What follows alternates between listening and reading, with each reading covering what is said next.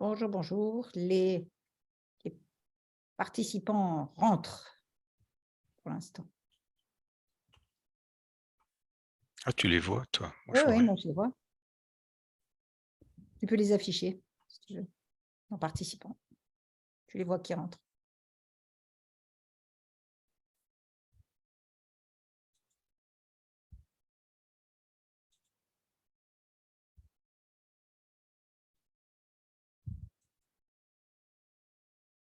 Voilà.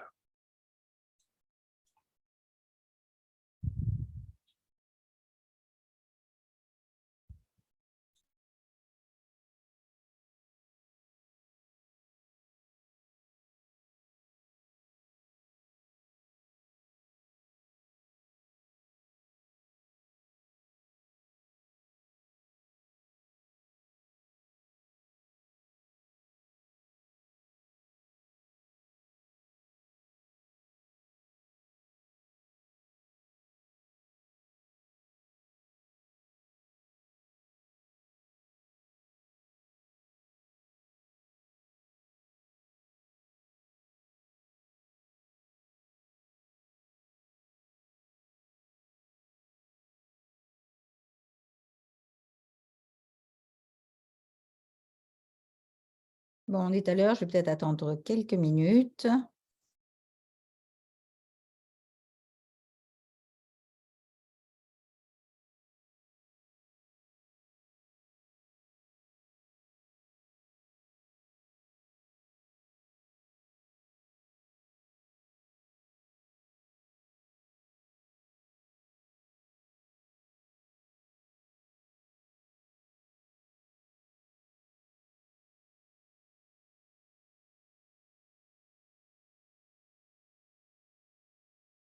Bon, je pense qu'on va peut-être pouvoir commencer, puisqu'on a un certain nombre de spectateurs qui sont rentrés dans ce séminaire.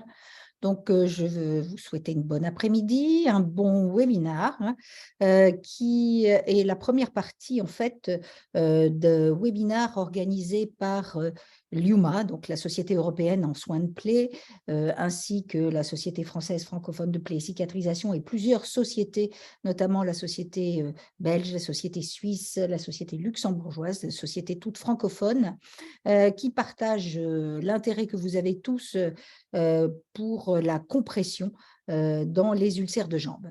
Nous avons organisé un programme qui est en 2 webinaires. Une chose qui est importante pour certains d'entre vous, c'est que si vous assistez à 70% de ces webinaires, vous recevrez un papier attestant donc pour la formation continue que vous avez participé à ces webinaires, ce qui vous donne des points d'accréditation dans certains pays, ce qui peut être intéressant.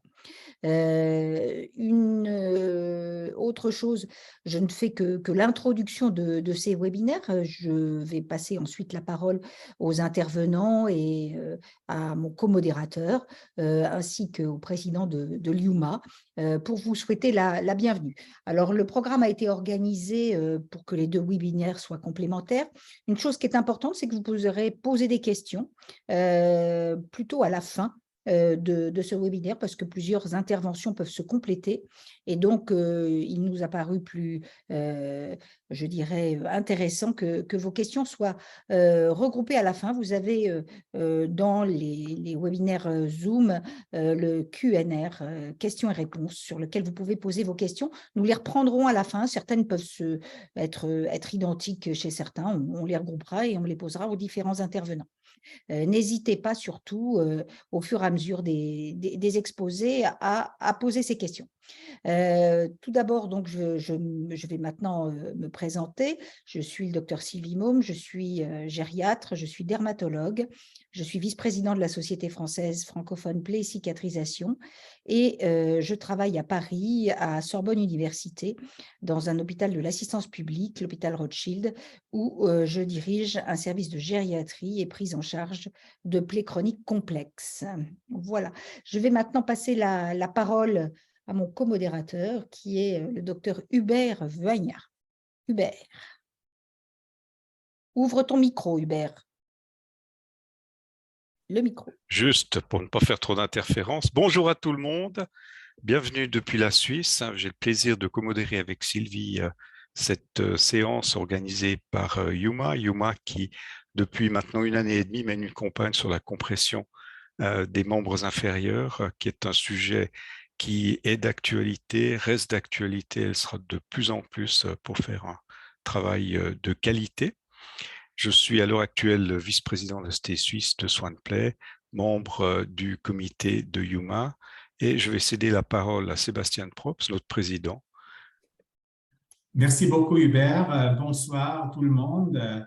Un cordial bienvenue aussi de ma part, de la part de la Yuma. Je m'appelle Sébastien Probst. Je suis professeur ordinaire à la Haute École de Santé et à l'Université de Genève et je suis le président et je souhaite un bon webinaire et j'espère que vous profitez et que vous pouvez mettre ça demain déjà en place dans votre pratique clinique. Merci et on a maintenant les 3 présentations.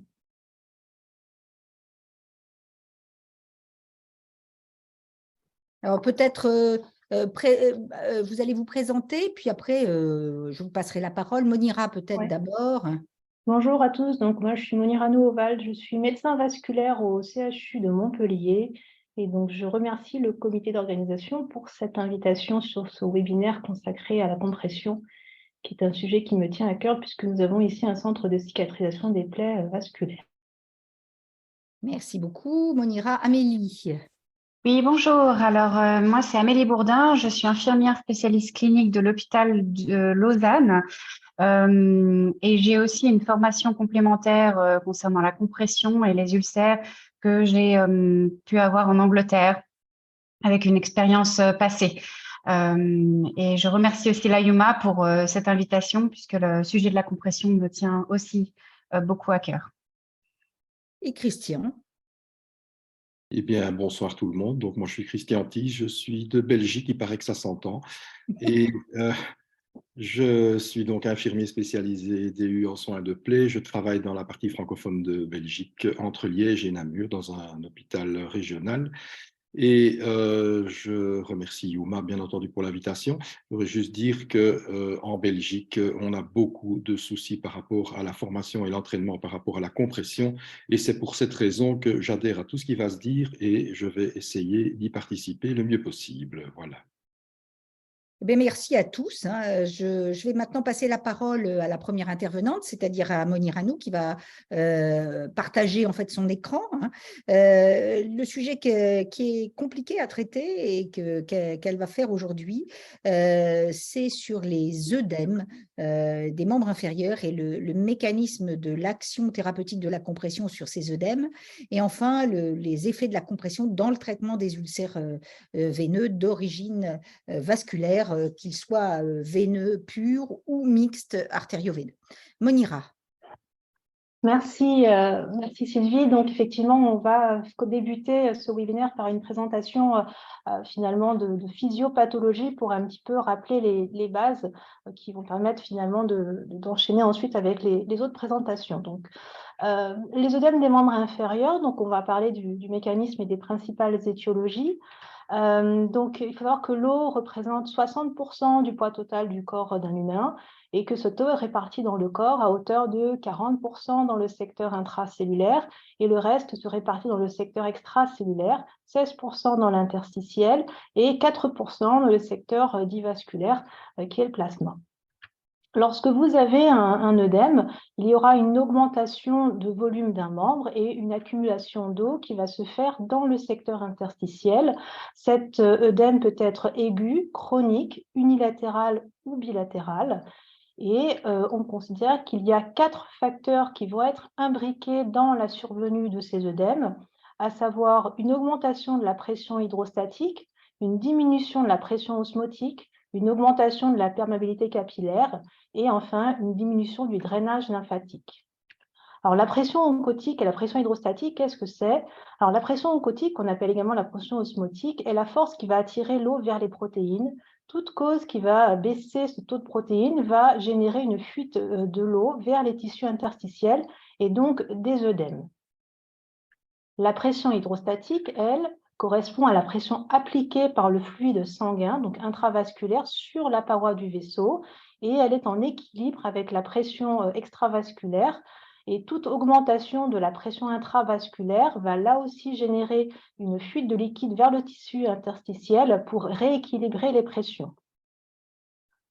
En effet, cela répond à ce qu'on appelle la loi de Starling, qui est un état d'équilibre à travers une membrane poreuse, donc là en l'occurrence le capillaire, et donc c'est un état d'équilibre entre la pression hydrostatique, la pression oncotique et l'espace interstitiel. Donc je vous rappelle que l'espace capillaire, donc les capillaires, ce sont des vaisseaux qui vont permettre de faire l'anastomose entre le réseau artériel et le réseau veineux. Et c'est un véritable carrefour où il va se faire plusieurs échanges avec une variation qui va se faire en fonction donc, de cette pression hydrostatique, de la pression oncotique, mais également des vaisseaux lymphatiques. Et donc, c'est là où va venir s'accumuler l'eau, et donc générer les œdèmes. Alors, les principales étiologies des œdèmes des membres inférieurs, donc il y a des œdèmes aigus que nous n'allons pas aborder dans ce webinaire, mais il y a des causes infectieuses, des causes non infectieuses, des causes toxiques et puis des œdèmes dits vasomoteurs. Et puis, il y a les œdèmes chroniques avec des causes locales. Donc, nous avons principalement parlé de l'insuffisance veineuse chronique, mais il y a également le lymphœdème qui peut être une cause locale. Et puis, il y a des causes dites systémiques avec certaines pathologies, notamment plus générales, comme l'atteinte cardiaque, rénale ou hépatique, qui peut générer des œdèmes par une rétention hydrosodée avec prise de poids. L'hypoalbuminémie également est une des étiologies, tout comme certains médicaments et d'autres causes qui peuvent générer des œdèmes.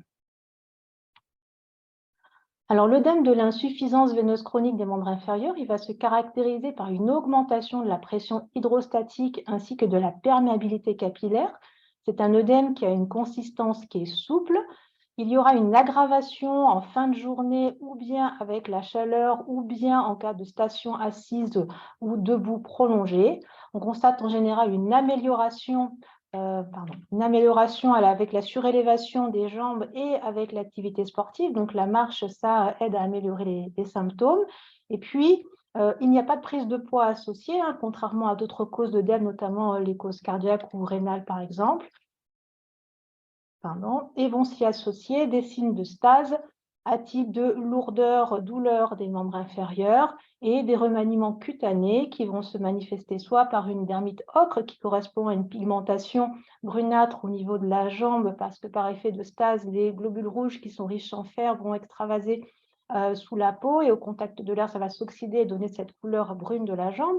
On peut avoir de l'atrophie blanche qui correspond à une zone complètement avascularisée. Ce sont des petites taches blanc nacrées qui peuvent être le siège d'ulcération puisque ce sont des zones de fragilité. Et puis, il peut y avoir un remaniement cutané avec une lipodermatosclérose, donc liée à une fibrose cutanée qui peut se faire. Donc, la peau va être très, très dure et difficile à pincer. On va avoir une perte de souplesse cutanée. Ça ira jusqu'à l'eczéma, puis l'ulcère.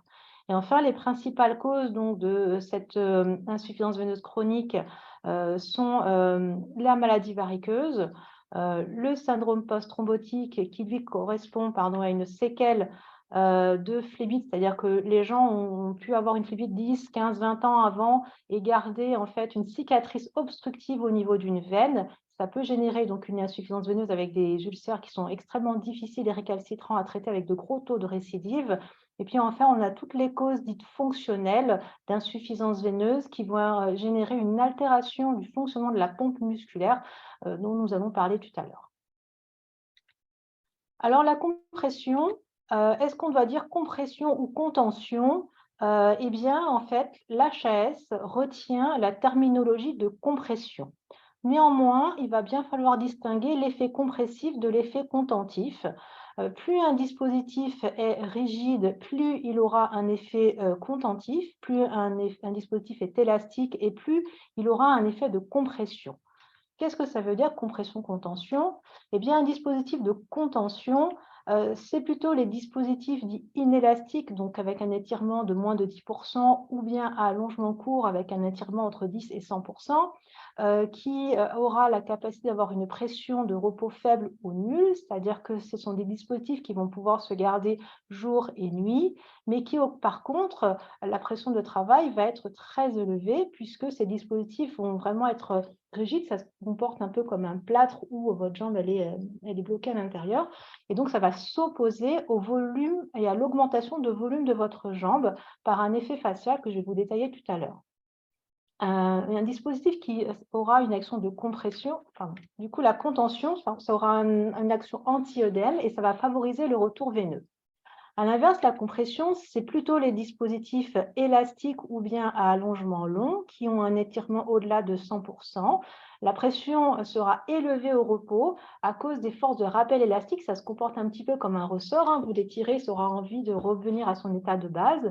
Il faut donc faire attention. Il faut prendre garde à les retirer la nuit. Un dispositif avec une action de compression aura une pression de travail qui va relativement peu augmenter à l'effort. Et donc, finalement, lorsque vous mettez un dispositif qui a une action de compression, on va venir écraser l'œdème et venir maintenir le volume. Donc, vous voyez tout l'intérêt d'associer un dispositif ayant une action de compression-contention, puisqu'on aura finalement une action combinée et synergique. Alors, l'effet facial, qu'est-ce que c'est ? Eh bien, là, vous voyez un petit dessin, vous voyez une jambe représentée avec la compression qui est appliquée sur la bande la plus extérieure, la peau, et puis les vaisseaux et à l'intérieur le muscle. Lorsque le muscle va venir se contracter, il va venir écraser les vaisseaux et ce muscle va venir percuter contre le bandage que vous allez avoir mis, et c'est cet effet facial qui va favoriser le retour veineux et la chasse veineuse. L'action de la compression au repos et à la marche, quelle est-elle? Eh bien, au repos, la compression aura un effet sur le calibre des veines et sur les vitesses d'écoulement. Ça va permettre de diminuer l'accumulation sanguine, donc la stase sanguine, et donc avoir cet effet anti-œdème attendu. Et à la marche, ça aura un effet sur le volume de la chasse surale. Ça va améliorer le temps de remplissage après exercice et ça va permettre de réduire l'hyperpression veineuse ambulatoire. Si on prend ce petit schéma pour synthétiser ce que je viens de vous expliquer, une bande élastique au repos aura finalement un niveau de pression qui sera quasi nul. À l'inverse, dès lors que votre patient va se mettre à contracter ses muscles, vu que c'est des dispositifs qui sont rigides, ça va avoir cet effet facial, ça va percuter contre la bande et du coup, la chasse veineuse ne sera que meilleure. À l'inverse, ces dispositifs à allongement court ont une pression de repos qui est d'emblée très élevée, une pression de travail très faible. Et si on veut avoir une action un petit peu équilibrée, c'est tout l'intérêt d'aller mettre des dispositifs multitypes. Autre paramètre physiologique à retenir, c'est l'indice de rigidité qu'on appelle également le Static Stiffness Index. Qu'est-ce que c'est? C'est une pression d'interface. En fait, c'est la différence de pression entre la peau, on vient venir mettre un petit capteur là sur la peau, et le dispositif de compression que vous allez aller mettre. Et donc, vous avez un boîtier qui va venir enregistrer cette pression d'interface en position allongée et en position debout. Si votre pression d'interface, votre indice de rigidité est supérieur à 10 mm de mercure, eh bien, on considère que votre dispositif est rigide et aura un effet contentif. Et si cet indice de rigidité est inférieur à 10 mm de mercure, votre dispositif sera plutôt élastique et aura un effet plutôt compressif. Et donc, plus vous allez superposer de couches pour un montage, plus il sera rigide et plus vous aurez un effet contentif. La pression que vous allez appliquer par une compression, elle répond à la loi de Laplace. La loi de Laplace, elle est importante à connaître puisque vous allez voir qu'on va pouvoir moduler la force de pression en fonction de la façon dont on va poser la bande. Donc, la loi de Laplace, c'est quoi? C'est un rapport entre la tension appliquée à la surface d'un objet et le rayon de courbure. En pratique, qu'est-ce que ça veut dire? Prenons par exemple ici l'exemple d'une cheville qu'on est venu couper en coupe axiale. Eh bien, à pression constante d'un dispositif de compression, toutes les zones où vous aurez un rayon de courbure qui sera petit, notamment au niveau des saillies osseuses telles que les malléoles ou bien au niveau de la crête tibiale, eh bien, plus la pression appliquée sera forte. À l'inverse, plus le rayon de courbure sera élevé, notamment au niveau des cuisses ou s'il y a un gros mollet, moins la pression appliquée par votre compression sera forte. Ce qui signifie que pour pouvoir avoir la pression la plus homogène possible à tension constante lorsque vous posez votre compression, il va falloir combler les creux et arrondir les angulations pour être efficace de manière homogène. Et puis surtout, il faut faire attention, du coup, on comprend bien pourquoi certains territoires comme les malléoles ou la crête tibiale sont des territoires de fragilité et peuvent être le siège de lésions post-traumatiques, post-compression, si on ne les pose pas de manière correcte et si on ne protège pas ces territoires. Alors, autre paramètre que l'on peut moduler. Donc là, je vais vous parler de la place. On a parlé de la tension. On voit que la pression, on peut la moduler avec la tension qu'on applique, le petit t. On peut la moduler avec la circonférence du mollet qui correspond donc au rayon de courbure. Hein. Donc, à tension constante, vous n'allez pas avoir la même pression appliquée avec un gros mollet, donc un petit mollet. Mais vous pouvez également varier cette pression et véritablement appliquer une certaine posologie de la compression, également avec la manière dont vous allez superposer votre dispositif de compression. Plus votre chevauchement sera important, donc plus vous allez multiplier le nombre de couches et plus, vous voyez le N, plus la pression sera forte. Donc là, il faut faire attention, par exemple, à bien choisir la longueur de votre bande. Hein, si vous avez une bande qui est trop longue et un mollet qui est très fin, du coup, comme vous ne pourrez pas couper la bande, si vous faites des chevauchements trop importants, vous risquez d'avoir une pression trop forte et ce n'est pas ce qu'on veut. Donc, ce qui signifie qu'il faut choisir la bonne longueur de bande, par exemple. Et puis, vous pouvez également moduler cette pression par la largeur de la bande. Plus votre bande sera large, moins la pression appliquée sera importante. Plus la largeur sera petite, et ça sera l'effet inverse, la pression sera importante. Donc voilà, ce schéma vous synthétise finalement qu'on peut véritablement appliquer une posologie de la compression par le choix de la bande qu'on va choisir, par la manière de la poser, par la manière d'appliquer et de superposer les couches. Alors, ulcère de jambe et compression. Pourquoi mettre une compression dans l'ulcère de jambe? Eh bien, ce petit schéma pour vous expliquer ça, en position debout, lorsque je suis statique, j'ai à peu près 90 mm de mercure de pression au niveau de mes chevilles. Dès lors que je vais me mettre à marcher, cette pression va diminuer pour atteindre 30 mm de mercure. Donc ça, c'est pour le sujet normal qui est la courbe verte. C'est ce qu'on attend. En fait, dès lors que je commence à marcher, j'active mon retour veineux, j'ai moins de lourdeur de jambe, puis dès que je me remets à piétiner, hop, mes lourdeurs de jambes réapparaissent. Chez un patient qui a des varices, donc la courbe en bleu, je vous rappelle que les varices, c'est une pathologie qui va se traduire par une dilatation anormale du calibre des veines qui ne vont plus avoir une compétence normale et qui vont avoir un reflux. Hein, donc le sang, au lieu de remonter vers le cœur, il va avoir tendance à descendre vers le bas. Et bien là, quand le sujet porteur de varices va marcher, certes, la pression va diminuer, mais il y aura une différentielle de pression par rapport au sujet normal. Un patient qui est obèse, donc la courbe violette cette fois-ci, le patient obèse, lui, aura une hyperpression abdominale qui va là aussi créer un différentiel de pression par rapport au sujet sain. Donc, il aura beau marcher, il y aura quand même cette hyperpression. Et enfin, le patient qui a un syndrome post-thrombotique, dont des séquelles de phlébite, lui, il a un caillot séquellaire qui peut être permanent dans sa veine et donc il est en hyperpression permanente et qu'il marche ou qu'il ne marche pas, l'hyperpression sera vraiment très importante. Et donc, cette hyperpression est à l'origine de l'insuffisance veineuse chronique dont on vient de parler. Et finalement, l'ulcère de jambe, c'est le stade ultime de l'insuffisance veineuse chronique. Et on comprend tout l'intérêt de venir mettre une compression parce qu'on va venir lutter contre cette hyperpression et donc corriger tous les sujets malades pour les ramener jusqu'à la courbe du sujet sain. En plus de la compression, il est important d'avoir une activité physique et ça, c'est en rapport avec la pompe musculaire puisqu'en fait, à chaque fois que vous allez marcher, vous allez venir écraser la semelle plantaire qui est gorgée de sang et l'écrasement de cette colonne, de cette semelle plantaire va envoyer une colonne de sang dans vos vaisseaux. La contraction des muscles du mollet va favoriser le retour veineux par un effet de chasse. Et la présence de petites valvules au niveau des veines va avoir un effet de valve anti-retour et éviter que le sang rebascule vers le bas de la jambe et remonte progressivement jusqu'au cœur.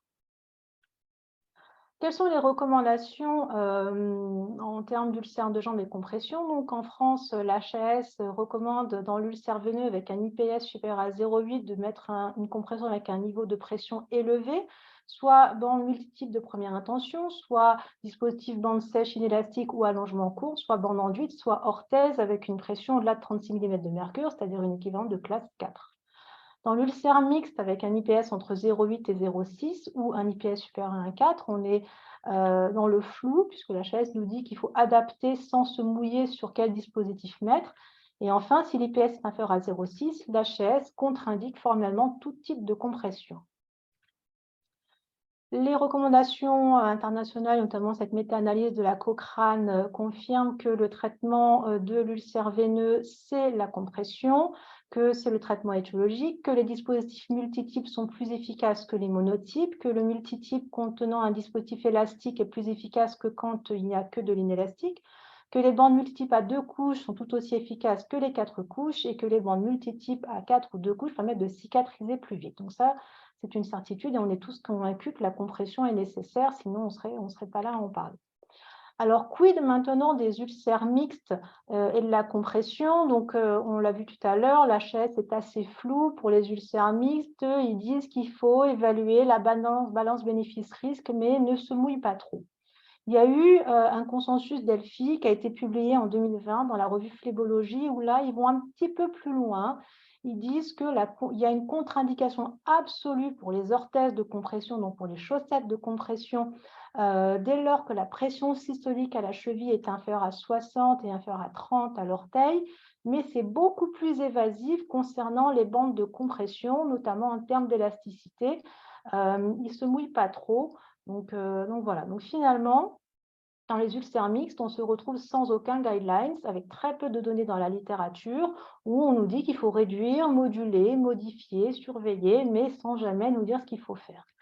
D'où ce travail français qui est en cours, qui est l'étude COMPAD, qui est un travail qui a été élaboré par la Société française de médecine vasculaire et auquel je participe, qui est un travail qui vise à évaluer la compression médicale pour l'ulcère de jambe et plaies chroniques chez les patients porteurs d'artériopathie.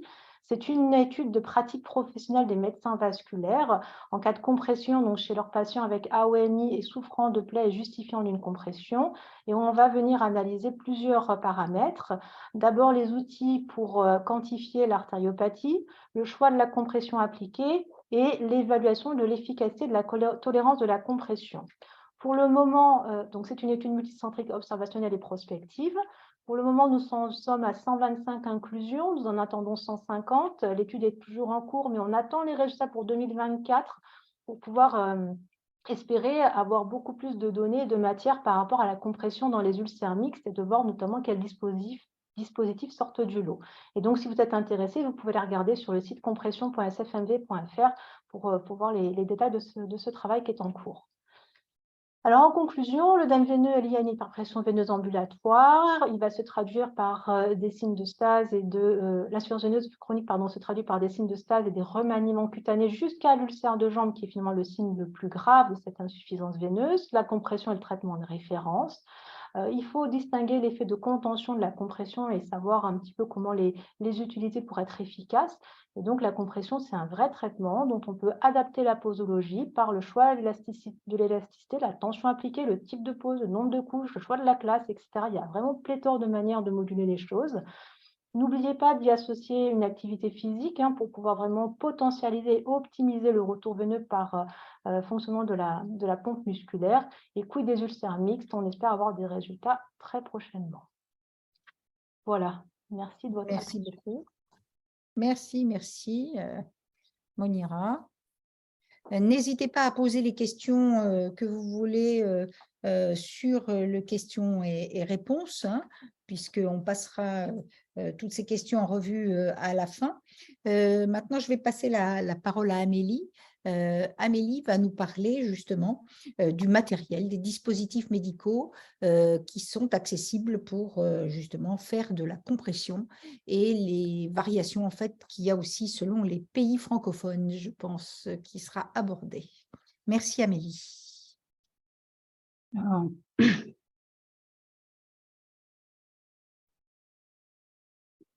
Vous partagez l'écran est ouvert, oui, c'est bien. oui, alors juste. Voilà. Est-ce qu'on. Voilà. Et tu mets en plein écran. Oui. Voilà. Slideshow on the beginning. Voilà, parfait. Est-ce que tout le monde. On voit Superbe. Superbe, très bien. Ok. Merci Amélie. Donc, moi, je vais un petit peu reprendre ce que Monira a dit rapidement, et puis on va aller surtout sur du pratico-pratique et la disparité qu'on retrouve finalement dans les pays francophones.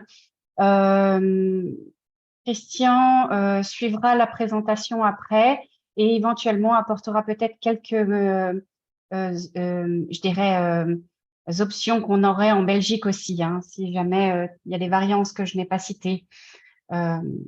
Je laisserai la parole. Alors, on a parlé d'un système multicouche qui était vraiment démontré comme supérieur au niveau de la compression. Concernant les ulcères veineux, mixtes et lymphatiques. Et je vais surtout vous parler du multicouche et pourquoi on utiliserait du multicouche et pas juste une bande ou deux bandes toutes simples, hein. Chaque couche, finalement, a vraiment son intérêt. On va avoir un tubulaire qui va éventuellement tenir les pansements, qui va protéger la peau. On va avoir éventuellement une bande de watts qui va uniformiser la morphologie finalement de la jambe. Monira a bien mentionné la loi Laplace avec les proéminences osseuses et chaque proéminence osseuse va avoir plus de pression, donc il va falloir lisser un petit peu cette morphologie pour avoir une pression uniforme dans la jambe. Et puis on aura éventuellement une mousse si vraiment on fait 4 couches qui va finalement s'aplatir quand on posera le bandage et puis regonfler quand l'œdème finalement partira et sera drainé. Donc ça, c'est vraiment un système qu'on utilise, je dirais plutôt sur des pays allemands, suisses aussi, en Angleterre, principalement pour le lymphœdème, pour les patients qui ont beaucoup d'œdème dans les jambes, pas forcément d'origine lymphatique, hein, mais plutôt un patient qui a développé beaucoup d'œdème avec le temps, peu importe l'origine, et des patients qui peuvent avoir des bandages qui tombent. L'intérêt de ce bandage, c'est qu'il va avoir une pression au repos qui est faible, donc il va pouvoir dormir avec, le garder plusieurs jours sans qu'on ait à le changer tous les jours. Il va avoir une pression au travail élevée, ce qui veut dire aussi que quand le patient va marcher, va faire ses exercices, éventuellement, le bandage sera encore plus efficace. Et puis, par contre, ce type de bandage nécessite une formation et de l'expérience. Je vous invite fortement à contacter des personnes qui sont expérimentées pour vous montrer comment on pose ce type de bandage. Et puis, c'est pas en une fois qu'on apprend à poser ce type de bandage, mais c'est en s'entraînant vraiment régulièrement qu'on peut développer une technique intéressante. Après, quand on a fini avec le bandage multicouche, on peut aussi passer à des bas de contention. Et alors là, encore une fois, ça va être une variabilité en fonction des pays. Le bas tricoté circulaire, c'était le premier bas qu'on a eu au départ. C'est un bas qui est tricoté avec une machine en circulaire, hein, et puis avec une composition qui va avoir de la viscose, de l'élastane, du lycra, du latex, du tactile. Et c'est un bas qui est capable, en fait, finalement, de revenir à sa position initiale en permanence. Ce qui fait qu'on aura une compression au repos qui est très, très, très élevée. Et puis, si un œdème est trop important, finalement, il ne sera pas très efficace. Aussi, on ne peut pas prévoir là où l'œdème sera drainé en premier. Et dès que l'œdème est drainé, souvent, c'est finalement à la cheville, le bas va se resserrer, ce qui peut faire finalement garrot. Après, l'intérêt de ce bas, c'est que finalement, il est peu coûteux à fabriquer, il est aussi peu coûteux à acheter. Et pour une personne qui va finalement rester plutôt mobile, qui n'aura pas forcément beaucoup d'œdème, eh ben finalement, cette compression sera plus intéressante. Par contre, je le redis, il ne convient pas pour des œdèmes importants ou sclérosés. Alors, quand on a des œdèmes importants ou sclérosés, on va plutôt partir. Alors, voilà, ça, c'est les marques aussi qui existent, hein. Il y a toute une liste de marques qui existent. Il y a aussi des précautions à prendre pour ce type de bas. C'est pas de crème sous le bas. On n'utilise pas d'adoucissant et on porte des gants pour les enfiler. On utilise un aide à l'enfilage, il en existe plusieurs. Il vaut mieux en discuter avec son magasin d'orthopédie ou la pharmacie pour obtenir un aide à l'enfilage. Et c'est encore, je l'ai dit, mais des bas qui ne se gardent pas la nuit. On peut les utiliser aussi en post-opératoire et en hypotension orthostatique. C'est un bas qu'on peut utiliser en stade CEAP1 et puis il peut être standard et aussi il peut être fait sur mesure. Alors ça, c'est intéressant quand un patient est très, très grand, mais qu'il a éventuellement besoin quand même que de bases circulaires. On peut quand même fabriquer des bases sur mesure qui seront quand même plus adaptées qu'un bas standard. On a une autre variante aussi de bas qui s'appelle le bas tricoté à plat ou on appelle ça aussi du bas tricoté rectiligne. Alors, c'est un bas qui va être tricoté de manière à plat sur une machine comme un tapis et puis on va finalement le coudre à l'arrière pour finalement avoir une mesure parfaite. Il y a une multitude d'options possibles avec ce type de bas. Il y a une compression au repos qui est plutôt faible. C'est un bas qui va éventuellement être gardé, qui peut être gardé la nuit.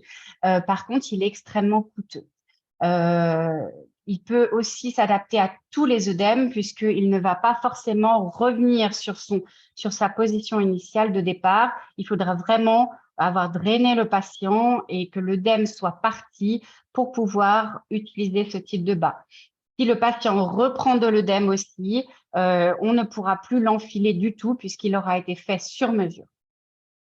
C'est des bas qui sont extrêmement coûteux à faire et à l'achat. Il ne se fait que sur mesure. Il y a aussi la possibilité de faire des parties de corps. Donc, on peut faire les orteils, on peut faire le pied, on peut aller jusqu'à la cheville, jusqu'en dessous du genou, ou on peut faire aussi un legging ou un bas complet ou un collant complet. La prise de mesure, elle doit être faite par quelqu'un qui est formé dans cette prise de mesure. En France et en Belgique et en Suisse, ce ne sont que des magasins d'orthopédie qui peuvent faire la prise de mesure de ce type de bas. En Angleterre, par exemple, c'est complètement différent. Il n'y a pas de magasin d'orthopédie. Et là, ça va être l'infirmière qui va être responsable de la prise de ce type de mesure.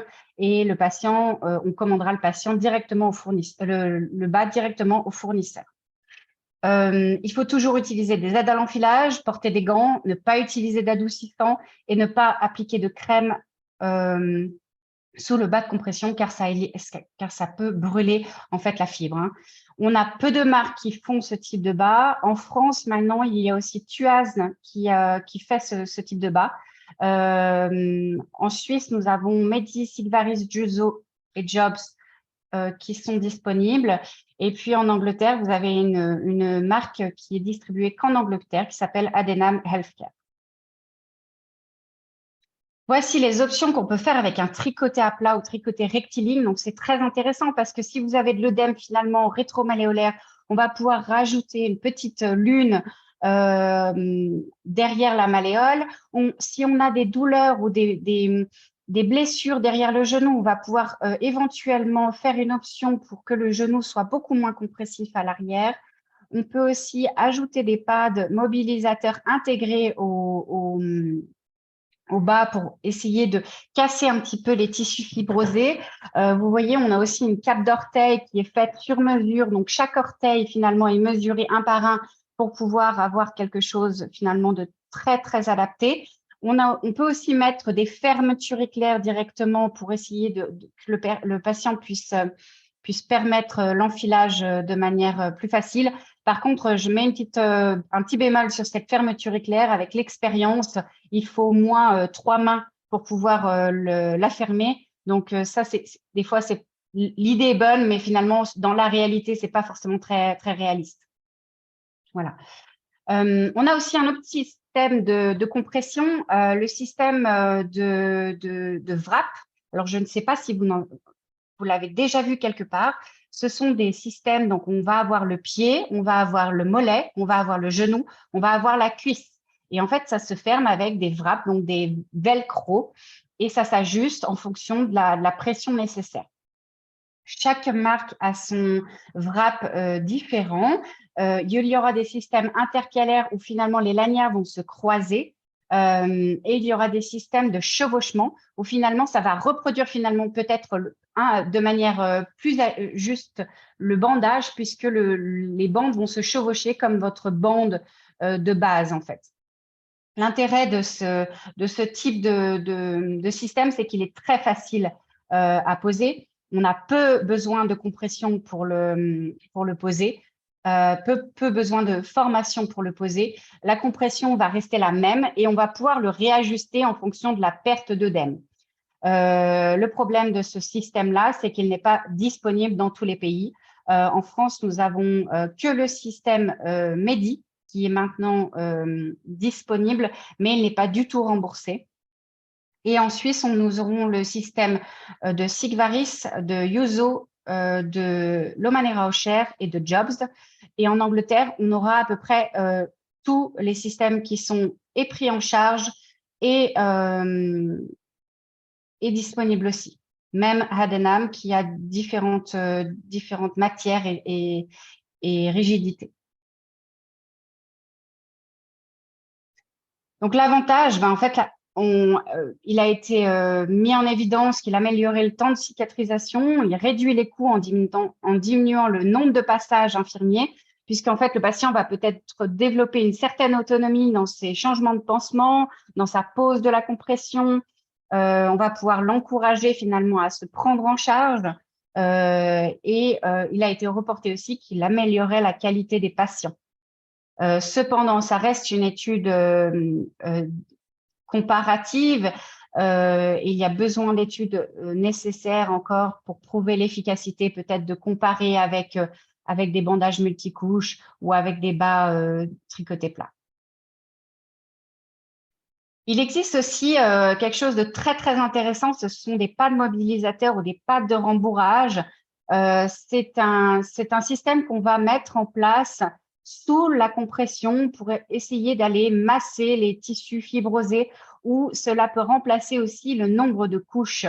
Donc ça, c'est intéressant parce que finalement, on pourrait faire gagner du temps en termes de mise en place de la compression, parce que vous voyez, celui de droite, par exemple, c'est une pièce complète et il s'enfile de manière complète, puis on a juste à poser la bande d'extension courte par-dessus. Donc, les petits carrés de mousse, finalement, vont provoquer une pression différente sur la peau et vont aller finalement faire des micro-massages et aller drainer l'œdème. On a aussi des solutions de nuit quand le patient finalement a besoin de porter quelque chose la nuit. Ça peut aussi être quelque chose d'alternatif. Il y a des patients que vous allez rencontrer, ils ne veulent pas du tout entendre parler de bas. On peut aussi éventuellement leur proposer quelque chose la nuit pour limiter la casse et puis finalement d'essayer de réduire l'œdème la nuit. Il y a aussi des stades de lymphœdème qui sont tellement avancés que le patient, dès qu'il va être quelques minutes debout, ils vont reprendre de l'œdème et le lendemain, on ne pourra plus du tout enfiler les bas de contention. Donc, si les bas sont enlevés la nuit ou si le système de compression est enlevé la nuit, on peut éventuellement proposer un système pour la nuit pour éviter que l'œdème revienne. La prise en charge financière, elle dépend finalement du système de santé local. Et ça, c'est important de le dire parce que finalement, en France, par exemple, il n'y a pas de définition ou de différenciation entre le tricoté plat et le tricoté circulaire. Il y a un forfait remboursé minimum de 60% du forfait, c'est-à-dire 60% de 70 € d'un bas.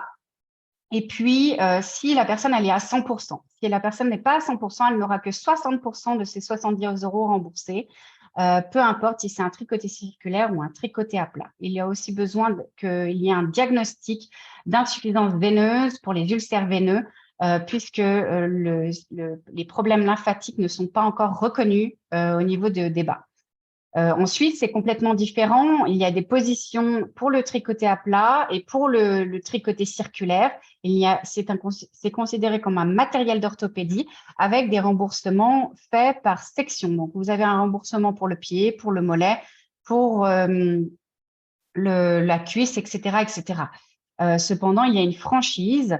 Derrière, si le patient n'a pas payé sa franchise, il n'a pas eu de frais de soins, par exemple, on est en janvier, et puis il a besoin de ses bas, il a besoin de renouveler ses bas, et bien s'il n'a pas utilisé cette franchise, il aura la totalité du bas à payer.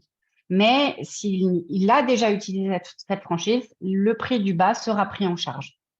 Et ça, c'est très compliqué en termes de mise en place de traitement parce que forcément, l'influence financière va jouer sur la prise en charge. Le VRAP n'est pas du tout remboursé en France. Le VRAP peut éventuellement être remboursé en Suisse. En Belgique, il est disponible aussi. Les pharmacies peuvent proposer du tricoté circulaire, mais elles ne peuvent pas proposer de VRAP, de tricoté à plat ou de pas de mobilisateur, etc., etc.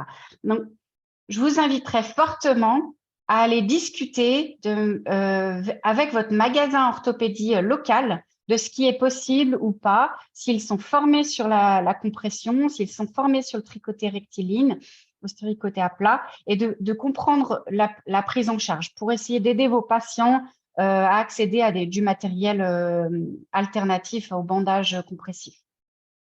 Alors, ce qui est intéressant pour moi aujourd'hui, ce soir, c'était de vous présenter peut-être un cas pratique de tout ce matériel, puisqu'on en a eu récemment. C'était une dame qui avait un lymphodème, pas d'insuffisance veineuse, mais elle avait un lymphodème tellement important et tellement pas traité depuis plus de 2 ans qu'elle avait développé énormément d'œdème dans les jambes avec des ulcérations liées à cet œdème. Elle avait aussi eu des blessures derrière le doigt de pied, derrière tous les doigts de pied. Il y a des bandages de doigts de pied qui avaient été mal faits parce qu'elle avait les orteils crochus, les bandages de doigts de pied s'étaient enroulés et ça lui avait coupé derrière les doigts de pied. Donc, chaque doigt de pied avait des pansements et on a dû faire ces petits bandages de doigts de pied pour aussi drainer l'œdème que la patiente avait dans les doigts de pied. On a posé aussi un bandage multicouche, multicomposant, comme je l'ai présenté au tout début. Et on a cicatrisé toutes les plaies en 30 jours. Puis après, il a fallu trouver une solution sur le long terme pour cette dame. Donc, je vous ai beaucoup parlé du tricoté à plat. Donc, on a fait la prise de mesure du tricoté à plat. Ça, je le rappelle encore, c'est nécessaire que les personnes soient formées pour cette prise de mesure parce que vous voyez le formulaire à droite, c'est le formulaire qui est nécessaire à remplir pour la prise de mesure du tricoté à plat. Et derrière, voilà l'état de la jambe après le traitement du bandage multicouche. Vous voyez, la personne a perdu tout son œdème. Elle a perdu à peu près 8 kilos en 30 jours d'eau, en fait. Donc, c'était assez énorme. Et on a aussi pu poser un tricoté plat. On a fait un tricoté plat classe 1 parce qu'elle n'avait tellement plus d'œdème et elle avait la peau tellement fragile qu'on a tenté de faire qu'une classe 1 pour voir si ça suffisait pour qu'elle ne reprenne pas d'œdème. Cependant, madame, dès qu'elle restait ne serait-ce que 20 minutes au fauteuil sans bas de compression, elle avait l'œdème qui revenait tout de suite. Donc, on a eu très peur que si, par exemple, les bas étaient mis de manière tardive dans la matinée, elle se retrouve avec un œdème qui reprend le dessus. Donc, on lui a fait un système de nuit. Enfin, on l'a commandé plutôt. C'est un système de tuase qui est commandé avec des prises de mesure, mais il n'est pas fait sur mesure. Et il a des velcro pour finalement fermer ce système. Donc, elle va porter finalement le système de la nuit à droite et puis le système de la gauche avec les bas et puis les doigts de pied pour la journée. Voilà. Donc, ça, c'est vraiment une prise en charge globale sur le matériel que je vous ai présenté aujourd'hui. Voilà, ça, c'est les références et je vous remercie. Merci beaucoup, Amélie. Très intéressant. Compliqué parce qu'on n'est pas dans de la compression simple, hein, on est dans des cas plutôt complexes, donc tout à fait intéressant d'arriver à ce niveau. N'hésitez surtout pas à poser des questions dans le Q&A qui se trouve en bas de vos écrans. Maintenant, je vais passer la parole à Christian en Belgique. Il va partager son écran avec nous et lui, il va parler des indications de ce matériel et va revenir sur quelque chose qui est important, qui est l'évaluation vasculaire. Christian. Oui, je suis là. Alors, je voudrais bien partager. Il faut que ta présentation soit ouverte et tu partages. Elle est ouverte, mais où est-elle? La vilaine, elle se cache. Alors, Microsoft PowerPoint, bon, un tout petit moment. Bon. Amélie, tu dois fermer la présentation.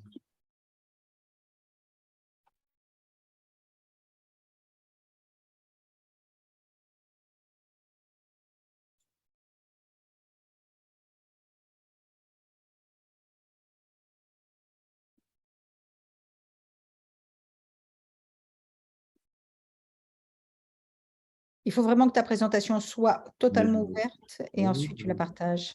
la voilà, et hop. Est-ce que vous voyez quelque chose? Ta tête, oui, oui, oui. C'est pas la chose la plus intéressante. Bon, je vais essayer de repartager ce truc.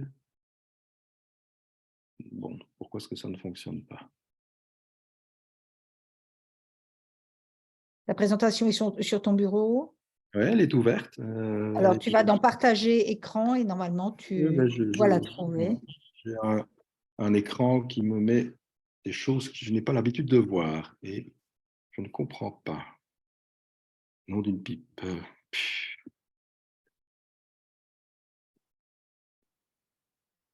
Ah, manifestement, il y a un problème d'accès. On peut peut-être poser des questions Désolé, hein, mais en attendant. Peut-être Hubert, si tu peux poser les questions. Alors oui, sur la discussion, moi je visualise deux questions. La Oui. première, ah ben tiens, une troisième. Une des questions, c'est quel est l'intérêt de porter des bas de compression lorsqu'on fait du sport? Cela est-il à quelque chose? Peut-être Monira? Oui, il n'y a pas d'études en fait qui valident la compression chez le sportif. En fait, il y en a qui les utilisent pour la récupération. Il y a quelques papiers là-dessus, mais voilà, il y a rien qui prouve vraiment qu'il y a un bénéfice réel. Mais voilà, certains amateurs sportifs le mettent pour la récupération. Voilà. Très Alors, bien. si je peux me permettre d'ajouter, c'est pas du tout mon domaine, mais d'une part, on peut penser que physiologiquement, effectivement, on peut avoir une petite amélioration au niveau de la circulation et notamment d'éliminer quelques métabolites. Mais d'un autre côté, c'est un tel marché qu'il faut faire très attention. C'est ça. Tout à fait. est-ce que maybe ask to Laura if she can share my presentation. She received it today. Is it possible, maybe? Voilà, it's okay. Absolument. Voilà, on aurait dû commencer par là. Voilà, bien. Donc moi, je vais essayer de vous faire un petit peu le topo de peut-on appliquer une compression? Parce que bien entendu, comme toutes ces thérapies, il y a parfois des... Une petite chose, il serait bien de mettre la présentation en plein écran et pas avoir la visualisation de C'est pas moi qui l'orateur. le fais, donc... Non, mais Amélie, please, can you put it in full Laura. screen? full screen. Laura. Laura. Oh, Laura, sorry. It's Laura. Yes. Full screen, please, if it's possible.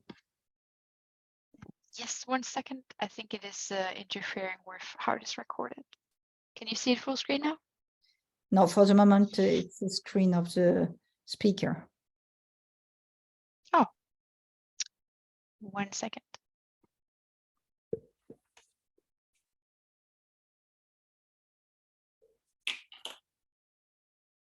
Yes, thank you. Yes. Thank you. Thank you very much. OK. Donc, nous allons donc voir un petit peu comment on peut être certain que l'on peut appliquer une compression. On a vu qu'il y avait des données qui n'étaient pas encore tout à fait complètes et je suis heureux de voir qu'une étude française va peut-être nous donner des informations complémentaires par rapport à ça. Maintenant, la chose... oui, next slide, please. Je n'ai donc pas accès à mes slides, donc je ne sais pas les faire avancer. Laura, can you... Yes, yes. To change the slide because it's not possible for me. OK, perfect. Donc, on est bien conscient maintenant, après tout ce qu'on vient d'entendre, que la thérapie de compression est nécessaire pour la guérison des ulcères veineux, compression, contention, hein, on a bien compris les différents aspects et on va voir un petit peu ce qu'on peut faire. Donc, c'est important, et ça, c'est quelque chose qu'on essaye de partager avec nos collègues, et en particulier en Belgique, parce qu'on a un souci par rapport à la compression, la contention, c'est que ça ne fait pas encore partie, alors que c'est dans les standards de la prise en charge des ulcères veineux. Il y a encore beaucoup de soignants, que ce soit des médecins, des infirmiers, qui passent à côté de la compression, de la contention. Et donc, on va voir un petit peu comment on peut faire pour être certain qu'on peut le faire. On se contente parfois de faire un pansement et on utilise des pansements actifs et tout ça, c'est très bien. On utilise la technologie de pansement actif, mais la compression est fondamentale pour la guérison des ulcères. Et idéalement aussi lorsqu'il y a bien entendu des lymphœdèmes, comme on vient de l'expliquer, pour pouvoir diminuer le volume de la jambe. Et on essaye d'expliquer aussi qu'une plaie sur un œdème, si on ne joue pas sur l'œdème, ben cette plaie, elle risque de chaque fois écarter ses berges lorsque la jambe va gonfler. The next slide, please. Donc, la compression, la décision du choix du système de compression doit être basée sur une évaluation. Donc, cette évaluation, on vient de voir un petit peu ce qu'on avait comme moyens différents pour effectuer cette compression. Mais on doit aussi, comme c'est le cas dans toute démarche de soins, regarder le patient dans son ensemble et sa compréhension et son adhérence, voire son observance à la compression. Il y a beaucoup de patients qui disent « Ah non, ça n'ira pas ». Lorsque l'on replace pour la première fois la contention-compression, ils vous disent déjà « ça n'ira pas ». Bon, il faut quand même aussi, dans le cadre d'une certaine éducation thérapeutique, leur expliquer que les choses vont probablement évoluer et que le patient va s'adapter à la compression-contention et que l'éventuel gêne qu'il a au début va disparaître. En plus de ça, lorsqu'il y a les œdèmes et parfois des œdèmes importants, le patient, lui, il va se sentir quelque part soulagé lorsque la compression va faire ses effets. Et puis, quand il va voir que cette compression favorise la guérison des ulcérations, ben, le patient, il va en principe adhérer à son traitement. Donc ça, c'est quelque chose qu'il faut aussi prendre en compte dans notre prise en charge de nos patients. Bien entendu, le statut artériel, on l'a vu, est important parce qu'on ne peut pas non plus, lorsqu'on a un très mauvais statut artériel, aller effectuer une compression supplémentaire. Comme je dis toujours à nos étudiants, le meilleur moyen, c'est sur un mauvais statut artériel, c'est de faire une bonne compression, comme ça, on va solutionner le problème, la jambe va tomber toute seule. Il faut aussi, dans le style de vie du patient, tenir compte de son chaussage. Si nous avons affaire à quelqu'un qui a des ulcères veineux et qui est délégué commercial ou quelque chose comme ça, ben, il va peut-être mettre un certain style de chaussures. Et évidemment, certaines chaussures que l'on propose à nos patients ne sont pas toujours très, comment je vais dire, très jolies, mais en tous les cas, elles sont efficaces. On va tenir compte du style de vie du patient, de la circonférence de la cheville et de ses comorbidités, bien entendu. Tout ça est très important avant de lancer n'importe quel traitement, quel qu'il soit. Next. Donc, une des choses que l'on peut faire, que l'on doit faire pour pouvoir accepter, oui ou non, de mettre en place une compression, c'est ce fameux indice de pression systolique bras-cheville. Alors, l'indice de pression systolique bras-cheville, j'insiste sur le fait qu'il ne s'agit finalement que d'une simple comparaison de pression artérielle faite au niveau d'un bras et au niveau de la cheville. Donc, c'est un acte qui peut être posé par une infirmière, puisque je vous dis, c'est une simple mesure de pression. La seule particularité, c'est qu'il faut la faire idéalement avec un Doppler crayon, un petit Doppler qui est relativement bon marché. Bien entendu, on peut utiliser du matériel plus évolué, mais déjà un petit Doppler portatif que l'on peut avoir sur un chariot dans son cabinet de soins peut déjà aider à avoir des bonnes données. Donc, ça permet déjà de donner une idée de la gravité éventuelle d'une situation artérielle et dans ces cas-là, de statuer sur la nécessité ou non, ou l'interdiction de mettre en place une compression des membres inférieurs. Bien entendu, cela va se faire en complément de l'observation et de la clinique. La clinique de l'ulcère, sa localisation, tout ce qu'il y a autour et tous les signes qu'on a cités tout à l'heure, les dermites, les atrophies, les télangiectasies, toutes ces petites choses-là, sont bien entendu nécessaires avant de penser à une ulcération veineuse. On sait que les ulcères artériels sont parfois beaucoup plus distaux, et puis on a tous les signes de claudication, tous ces signes-là sont intéressants aussi. Donc, une anamnèse complète finalement, et puis on va réaliser ces deux mesures de pression. En faisant le ratio des deux mesures, on obtient un indice qu'il faut ensuite interpréter. Et je me permets de citer une présentation que René Dondelinger, président de la Société luxembourgeoise, avait fait à la CPC il y a quelques années, où il insistait très fort sur le fait que c'est quelque chose de très simple et facile à réaliser par tous les soignants. The next. Donc ici, on voit très bien le système utilisé. Alors, je pense qu'il ne faut pas recommander l'utilisation du stéthoscope parce que on n'est pas vraiment au niveau du pli du coude, on a vraiment besoin d'avoir quelque chose de très précis pour pouvoir faire les indices, parce que si on a une valeur qui n'est pas bonne, on va avoir un indice qui va être mauvais. Donc, on va commencer par mesurer l'indice au niveau du bras. Et bien entendu, pour ceux qui n'ont pas l'habitude, il faut d'abord repérer le flux artériel avant de gonfler la manchette, et puis après l'entendre disparaître et l'entendre revenir. Et on fait la même chose au niveau de la tibiale postérieure et au niveau de l'artère pédieuse. Donc, on la repère d'abord si on n'a pas l'habitude, parce que parfois, chez certains patients, elles ont des trajets qui sont un petit peu différents. Et donc, on va donc comparer les deux mesures et on va obtenir un indice. Et alors, cet indice, comme l'indique le tableau en dessous, lorsqu'il est au-dessus de 1,30, on va vraisemblablement avoir affaire à des artères qui sont incompressibles, donc des artères qui sont devenues très dures, qui ne sont plus élastiques, et on va avoir un indice là qui va être assez élevé et qui n'est donc difficilement interprétable par rapport à l'état général, si ce n'est qu'il donne une idée que les artères sont déjà vraiment abîmées. Alors, ce qui est probablement, et je l'espère, notre cas à tous, c'est un indice entre 0,90, 0,90 à 1,30, qui va être le signe d'un état hémodynamique plus ou moins normal.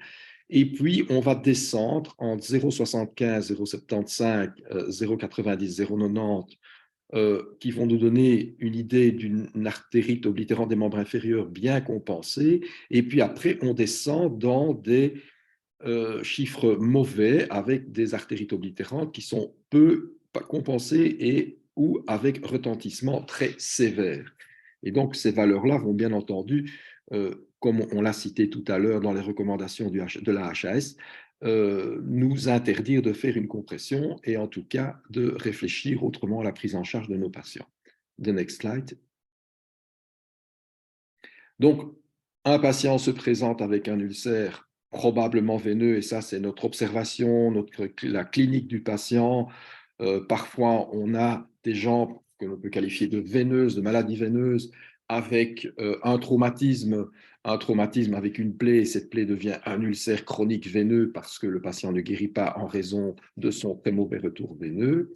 Et donc, on va commencer des diagnostics non invasifs avec l'IPS, donc l'indice de pression systolique bras-cheville. On va aussi, et je vais en parler 2 minutes après, de l'oxymétrie du pouls et la plétismographie, éventuellement la pression d'oxygène au niveau périphérique.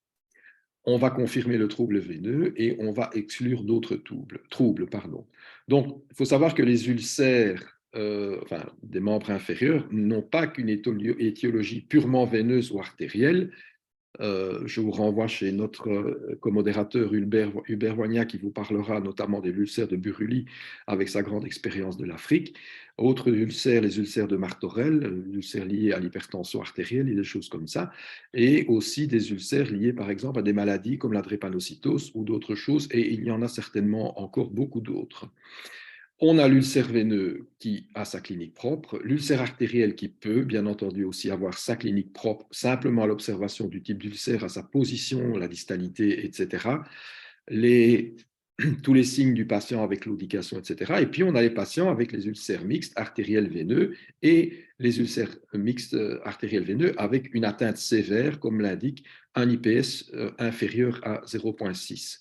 Donc entre 0,5 et 0,9, on est encore dans une situation qu'on peut espérer de peut-être solvable, mais là en dessous, c'est un petit peu plus compliqué. The next slide, please. Merci. Alors, la pression transcutanée d'oxygène est un système qui permet, avec un capteur physico-chimique, de mesurer la pression d'oxygène au niveau de nos extrémités, et ça va nous donner, next, please, merci. Donc, voilà, it's too much, so forward, ok, thank you. Donc, des valeurs de normales entre 65 et 100 mm de mercure, je pense qu'il y a une erreur là-bas, des valeurs normales, et puis des ischémies d'effort, donc des patients qui, à l'effort, diminuent leur pression d'oxygène périphérique, et puis ensuite une ischémie permanente entre 10 et 35 mm de pression d'oxygène, et puis en dessous de 10 mm, là on est vraiment dans des ischémies très critiques, et vraisemblablement souvent associées à des signes cliniques, avec peut-être des colorations typiques d'ischémie au niveau notamment des orteils, voire même une nécrose complète, ou des nécroses complètes. The next. Un autre système qui permet de valider ou non un état artériel satisfaisant ou mauvais, c'est la phlétismographie. Donc, il s'agit d'un appareil qui va mesurer la pression artérielle au niveau, sur les gros orteils, par exemple, hein, chez le patient. Donc, cet appareil va nous donner une pression avec une manchette capteur spéciale, une pression et nous donner une indication. Et donc, ici, les données que je peux vous communiquer sont que lorsque l'on a une pression inférieure à 30 mm de mercure, on est dans une ischémie critique et on va évidemment éviter de faire une thérapie de compression, contention chez ces patients-là. Next. Il y a bien entendu des contre-indications à la compression médicale, donc ce sont les indices IPS inférieurs à 0,6. Là, c'est une contre-indication formelle à la compression, comme les précédents orateurs l'ont signalé. La microangiopathie diabétique évoluée pour une compression supérieure à 30 mm. Bon, on parle aussi de la thrombose septique, la neuropathie sévère évoluée, donc avec bien entendu des retentissements artériels par cette neuropathie. Et on peut discuter aussi en présence de dermatose sointante ou eczématisée et à l'intolérance aux fibres utilisées. Et donc, dans ces cas-là, on a peut-être une contre-indication aussi. Maintenant, mes collègues vont peut-être me dire qu'il y a quand même la possibilité, avant de mettre la compression, de mettre un bas ou une protection, je vais dire, formée avec des produits anti-allergiques, parce que malheureusement aussi, on a des gens qui réagissent à certaines fibres, à certaines fibres élastiques notamment, et qui peuvent développer des problèmes cutanés suite à la pose de ce genre de contention. Donc, pour des indices mesurés entre 0,6 et 0,9, on revient ici sur l'indice de pression systolique, une réévaluation régulière du bénéfice-risque s'impose et on pourrait choisir des compressions modérées de 15 à 25 mm au lieu de pressions plus élevées comme le proposent les autres types de contention-compression. The next. Alors, le traitement par compression incorrecte ou inadapté, soit on a une mauvaise évaluation et on va avoir un diagnostic erroné, ou alors une gestion inappropriée de la mise en place de la contention avec des bandes qui sont très mal mises, où on a mal choisi le système, on met des bandes élastiques à allongement long qu'on serre très très fort, par exemple au niveau de l'angle de la cheville, et là on va provoquer des lésions de pression, mais aussi des lésions de pression de type escar, mais aussi des lésions de pression artérielle et veineuse qui vont engendrer des dommages qui, dans certains cas, pourraient être irréversibles en fonction de la durée de ce mauvais traitement. Et malheureusement, on voit de temps en temps des situations comme celle-ci, parce que on ne fait pas la différence entre l'effet néfaste d'une bande mal placée et une ulcération qui est d'origine, enfin, dont la pathologie veineuse ou artérielle est l'origine. The next. Donc, en conclusion, il est relativement simple de réaliser une évaluation du statut artériel du patient, parce que la clinique est déjà probante et donne déjà de bonnes informations. On peut bien entendu envisager des examens complémentaires afin d'éviter des catastrophes parfois irréversibles. Simplement, des examens comme une angio-RMN ou un angioscanner va nous donner un état de la cartographie vasculaire, ne va pas nous donner des idées de pression, ou alors on a des examens beaucoup plus complets. Et en tant qu'infirmier belge, j'insiste très fort sur le fait qu'il faut former les soignants à l'évaluation et à l'application correcte de la compression. Parce que malheureusement, vous faites vos courses au supermarché, vous voyez arriver une dame avec un accompagnant dans une chaise roulante et vous constatez que la compression débute au-dessus de la malléole et se termine à peine au niveau du creux poplité quand ça va bien. Et donc, on sait que de telles pratiques sont tout à fait néfastes pour l'évolution et la guérison des ulcères. Je dirais aussi que malheureusement, l'enseignement infirmier ne parle pas du tout du lymphœdème. On parle un peu des ulcères, mais on ne parle pas du lymphœdème. On ne sait quasiment pas ce que c'est quand on sort de l'école d'infirmière. Et c'est en formation spécifique de soins de plaie que nous avons des cursus assez poussés au niveau des lymphœdèmes et puis après, secondairement, au niveau de la prise en charge des ulcères veineux, des ulcères artériels et de tous les systèmes de compression. Je vous remercie.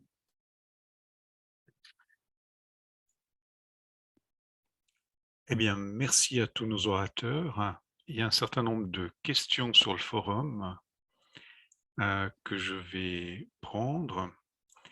La première est une question technique qui est: quelle marque ou type de Doppler crayon conseillez-vous pour une utilisation en cabinet? Je vais répondre en tant que vasculaire, si vous voulez. Il faut prendre un stylo Doppler avec une fréquence de 8 MHz. Pour pouvoir, donc vous pouvez trouver ça très facilement dans le commerce. Vous pouvez trouver ça sur Amazon. Vous tapez Doppler de poche, mais il faut juste que vous preniez une sonde de 8 MHz parce que c'est ce qui correspond aux ondes ultrasons qui vont vous permettre de mesurer un IPS de manière satisfaisante. Et il faut compter à peu près 150 € pour pouvoir vous équiper. En France, en tout cas. En France, en tout cas, oui.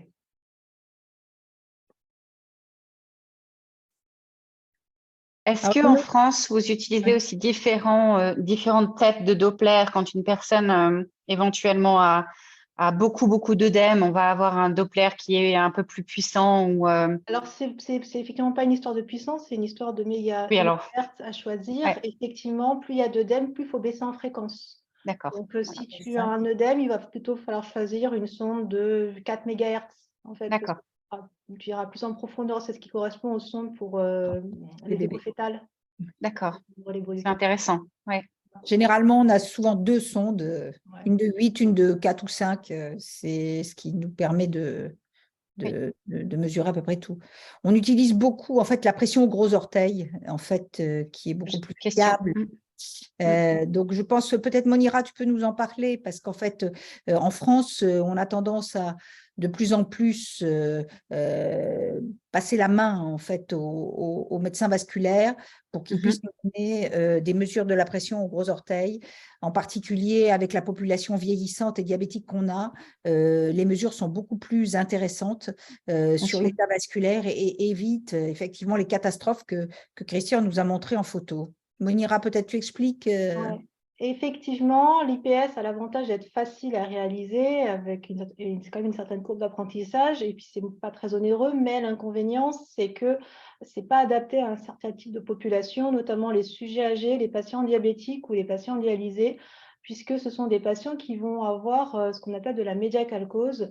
Qu'est-ce que c'est? En fait, ce sont des dépôts de calcium qui vont se faire sur la paroi des vaisseaux et qui va générer une rigidité au niveau de la paroi vasculaire.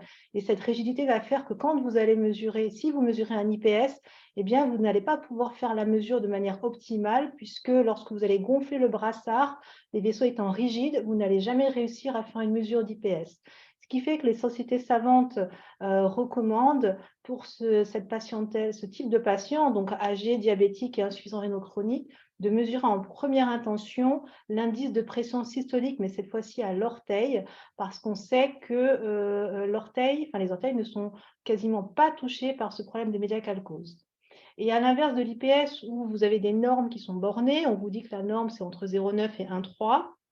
Pour l'IPS à l'orteil, la valeur seuil pathologique, c'est inférieur à 0,7 dès lors que vous avez moins un rapport. Donc, par l'IPS à l'orteil, c'est la pression à l'orteil, pardon, par rapport à la pression humérale. C'est un peu le même principe, c'est un calcul de mesure, c'est un rapport de mesure.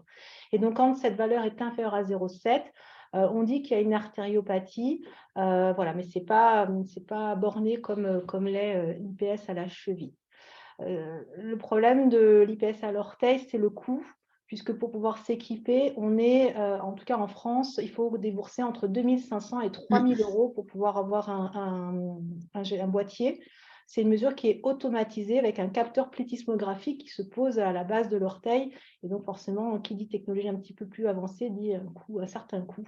Donc, tout le monde ne peut pas. C'est pour ça qu'on a effectivement tendance à les adresser aux médecins vasculaires qui, eux, disposent de la technologie et font ce type d'examen. Mais bien entendu, l'indice de pression systolique reste en fait notre, je dirais, mesure élémentaire, je dirais, pour un certain nombre de patients. Mais il faut bien savoir qu'il y a des limites et que diabétiques, insuffisants rénaux, sujets très âgés, on est très vite limité par la mesure de l'IPS. Il y a une question qui est, je pense, plutôt pour Amélie, posée sur la différence entre intercalaire et chevauchement pour les systèmes VRAP. Oui. Alors, le système d'intercalaire, en fait, c'est les languettes vont se croiser pour s'attacher. Donc, chaque languette va s'attacher de manière indépendante et on pourra resserrer les languettes sans défaire la totalité du VRAP. Le chevauchement, eh ben, on va commencer par la cheville. On va d'abord fermer la première languette et en fait, les languettes vont se chevaucher de manière symétrique. Et au fur et à mesure qu'on va avancer, eh ben, elles vont se chevaucher comme ça. Ce qui fait qu'on va devoir fermer les languettes les unes après les autres. Donc, si la personne perd de l'œdème, il faudra l'enlever totalement et le refaire en partant de la cheville. Qui est plutôt intéressant, je trouve, puisque avec la pratique, les patients qui ont des systèmes à intercalaire avaient tendance plutôt à le resserrer sous le genou pour éviter qu'il tombe. Et puis, finalement, le desserrer un peu plus à la cheville. Alors que ce système, finalement, de chevauchement, vous êtes obligé de refaire votre bandage ou refaire votre VRAP de manière totale, eh ben, il va garder cette uniformité de compression. Par contre, il nécessite un petit peu plus de manipulation. Il faut connaître un petit peu mieux le produit et il faut que les mesures soient vraiment justes parce que sinon, ça va se décrocher. Voilà, c'est un petit peu… Et puis, je vous inviterai peut-être à demander, à les voir en vrai, parce que c'est vraiment quand on les touche, on se rend compte de leur différence de système. Je ne l'ai pas mentionné aussi, mais chaque système a une manière différente de savoir quel niveau de pression on applique sur la jambe. Vous aurez des systèmes où vous allez avoir des marques et il faudra mettre au niveau des marques. Vous allez avoir des systèmes avec des réglettes où il faudra mettre la réglette sur le système pour savoir si on a tiré suffisamment la languette. Et puis, vous aurez des systèmes où il n'y aura rien du tout et il faudra finalement éduquer le patient, lui montrant c'est comme ça que ça se pose et pas autrement. Chaque système avec ses marques et ces niveaux de pression ont des défauts les unes comme les autres. Cette notion de niveau de pression pour le patient reste très compliquée à expliquer pour moi parce que lui dire qu'il faut qu'il soit à 20 ou 30 ou 40 mm de mercure ou 60 mm de mercure, il faudrait aussi qu'il comprenne toute la physiopathologie derrière pour comprendre le niveau de pression qu'il devrait recevoir. Et ça, en 15, 20, 30 minutes de visite, c'est quasiment irréaliste. Donc, plutôt que finalement d'essayer d'éduquer, d'utiliser une réglette ou d'utiliser un marqueur, il faut essayer d'éduquer le patient sur la sensation et lui dire, voilà, vous avez une certaine sensation sur la jambe, c'est comme ça que ça se pose. À la tolérance aussi, et puis lui montrer à quel endroit il reprend l'œdème et pourquoi il reprendrait de l'œdème. Voilà, ça nécessite quand même une certaine éducation sur le long terme, mais même avec les tricots plats, on va devoir prendre le temps d'éduquer le patient, de former le patient sur sa compression à long terme. Voilà. Merci Amélie. Merci. Et Amélie a répondu en direct à une question, mais je pense que c'est intéressant de pouvoir la partager parce que probablement d'un pays à l'autre, ça va changer. Donc, la question Amélie, c'était pour les pas de mobilisateur et de rembourrage, comment les prescrit-on? Est-ce que l'orthopédiste fait les mesures et choisit la forme? Là, alors, les pas de mobilisateur, non, il faut pouvoir les connaître, il faut pouvoir savoir quelle société fait tel pas de mobilisateur. Ça, encore une fois, c'est s'investir aussi, d'aller contacter les sociétés, de savoir connaître leur catalogue et puis leur demander de voir les produits en vrai pour savoir ce qu'ils ont dans leur catalogue. Ça, c'est parce que vraiment, c'est infini. Il y a vraiment des multitudes d'options et je pourrais juste prendre un webinaire à moi toute seule juste pour vous présenter des pas de mobilisateurs. Donc, clairement, c'est de savoir que ça existe, savoir est-ce que ça me serait utile et puis les tester finalement. Peut-être vous partager avec des physiothérapeutes qui ont l'habitude d'utiliser ce type de matériel. En Suisse en tout cas. En France, j'ai discuté donc avec le matériel d'orthopédie qui est un magasin d'orthopédie qui m'a expliqué que ce n'était pas du tout pris en charge. Donc, s'ils veulent l'impliquer ou l'insérer dans une compression ou le proposer, ça sera sur un supplément pour le patient.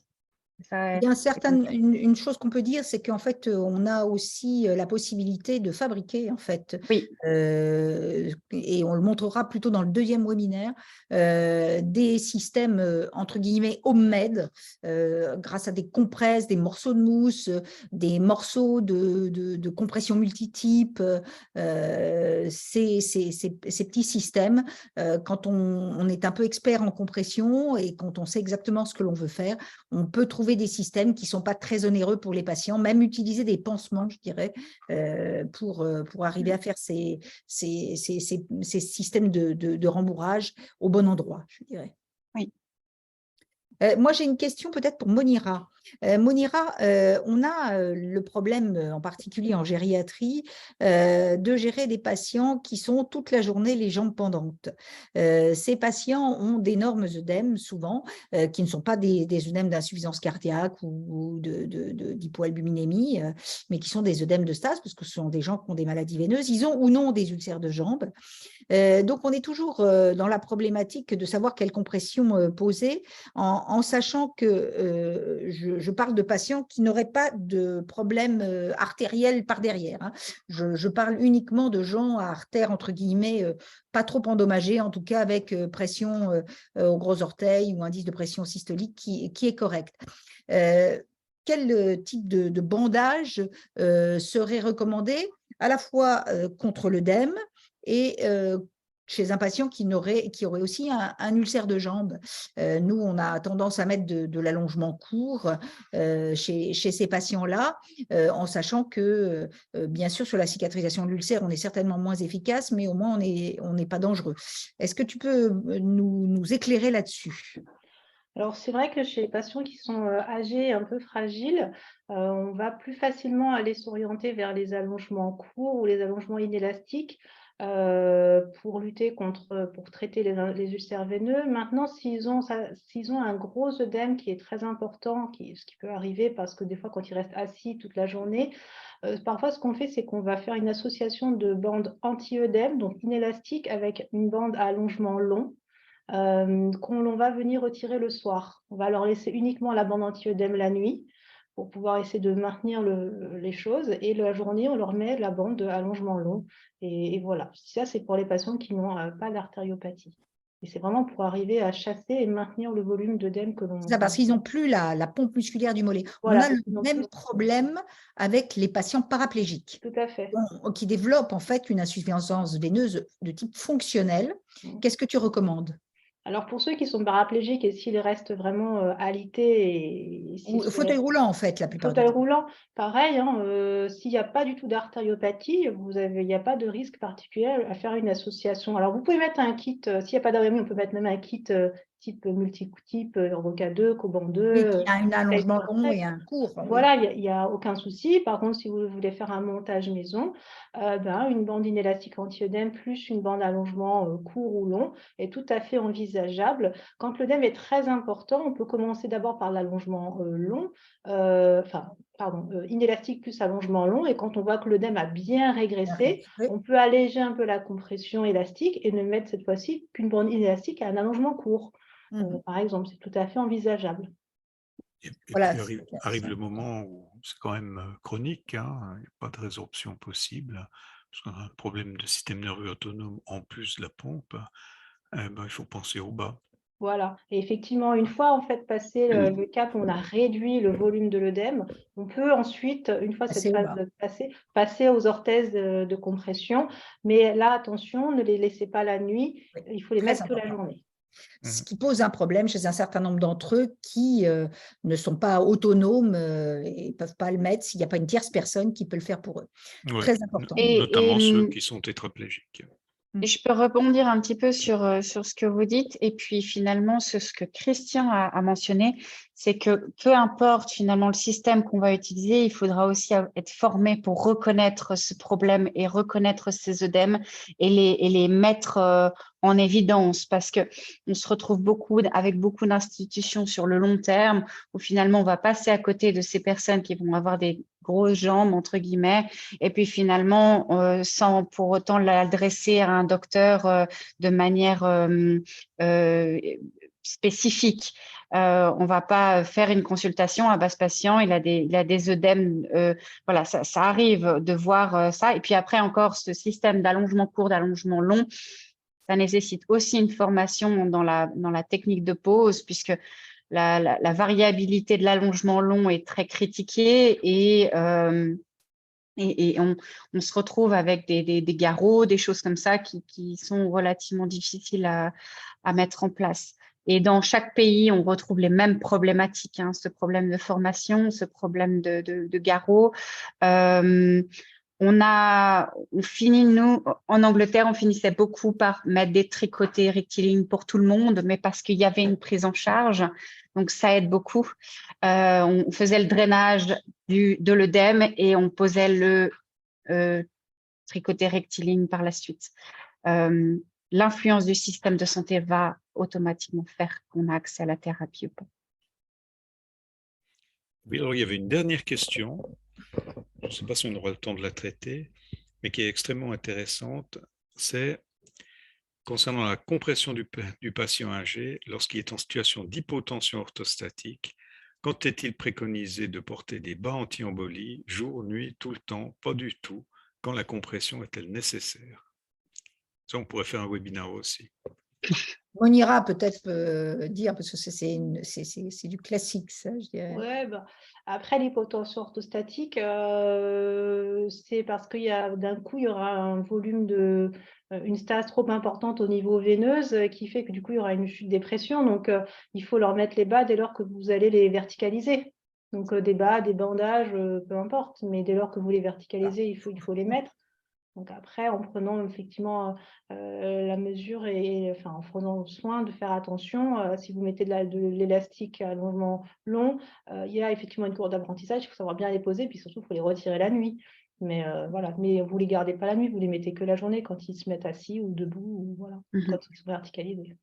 Le danger, c'est qu'ils se lèvent la nuit et que Oui, alors après. c'est un peu le problème. C'est pour ça qu'on a tendance, nous, chez certains, notamment qui sont déments, à leur mettre de l'allongement court parce qu'au moins, on est sûr que nuit et jour, même s'ils se lèvent, ils ont un peu quelque chose qui lutte contre l'hypotension. Hein. C'est vrai que finalement, c'est le plus C'est sûr. moins dangereux. C'est le moins dangereux, effectivement, en ayant une bonne Certainement un peu moins efficace, mais c'est moins dangereux. Ouais, Il y a moins de variabilité dans la pose. Oui, aussi. C'est un peu plus, je dirais pas un peu plus intuitif, mais en tout cas, le fait qu'on peut pas surtirer la bande, on n'aura pas, on peut avoir des catastrophes quand même, si on ne met pas assez de rembourrage sur les malléoles, sur les chevilles, qu'on est très généreux au niveau de la cheville, de la crête tibiale, exact. Ouais. Ça reste, le bandage reste un besoin de formation quand même important. Il ne faut pas hésiter à essayer de s'améliorer sur la technique. La prise du talon aussi est importante à mentionner. Est-ce qu'on prend le talon? Est-ce qu'on ne prend pas le talon? En fonction des endroits, il y a différentes formations. En fonction du matériel, il y a différentes façons de faire. Mais ça, on le verra aussi dans le deuxième webinaire. Deuxième webinaire. Voilà. Donc, belle conclusion, Amélie. Hein. Je pense qu'on va pouvoir peut-être finaliser ce webinaire ce soir. Merci de l'avoir suivi. N'oubliez pas qu'il y en a un deuxième et qu'il est... Voilà. Tu as perdu Sylvie. Oups, on a et perdu, que le prochain Sylvie, lieu, le 22 mars. Pratique. Avoir participé. Le prochain webinaire, c'est le 22 mars. Oui, Sylvie est de retour. Oui, j'ai dit 22 mars, oui. Ça a été coupé, c'est pour ça. C'est pour ça, ah oui, c'est ça. Donc, j'ai dit 22 mars, oui, effectivement. Et je pense que ce sera très intéressant parce que ça complétera ce webinaire. N'hésitez pas, s'il vous reste des questions, à les poser la prochaine fois. Merci à tous les intervenants pour leurs exposés très clairs, très pratiques. Merci à Yuma pour l'organisation. Bonne soirée à tous. Merci. Merci beaucoup. Bonsoir. Bonsoir. Au revoir. Merci.